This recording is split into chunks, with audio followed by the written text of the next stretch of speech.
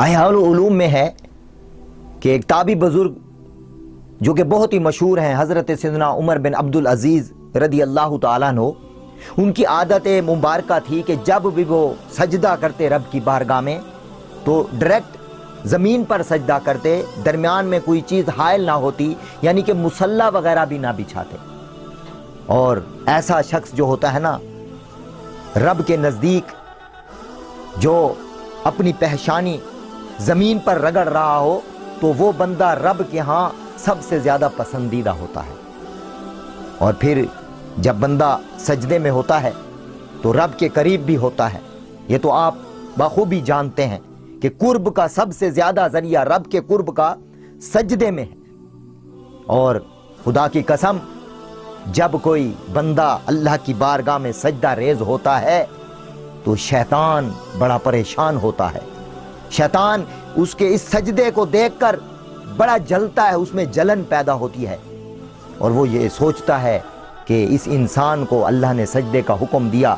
इसने रब का कहना माना और उसकी बारगाह में सजदा किया और इसका ठिकाना जन्नत हो गई। लेकिन हाय अफसोस कि मुझे सजदे का हुक्म हुआ और मैंने रब की बारगाह में सजदा ना किया, जिसकी वजह से मेरे गले में लानत का तौक आ गया। और हुजूर अलैहिस्सलातु वस्सलाम का फरमाने आलीशान है कि सजदाए तिलावत में जब बंदा जाता है, सजदा तिलावत होती है तो बंदा जब सजदे में जाता है, सजदा तिलावत करता है, तो उस वक्त और ज़्यादा शैतान को दुख होता है और फिर वही अल्फाज दोहराता है कि मुझे सजदे का हुक्म हुआ और मैंने सजदा ना किया, लेकिन ये सजदा करके रब का कुर्ब हासिल कर रहा है। तो अल्लाह तबारक व तआला हमें सजदों की लज्जतें अता फरमाए और ज़्यादा से ज़्यादा अपनी बारगाह अक़दस में सजदे करने की तौफीक अता फरमाए। और जो सजदा करता है ना, खुदा की कसम, जो रात को अकेले उठकर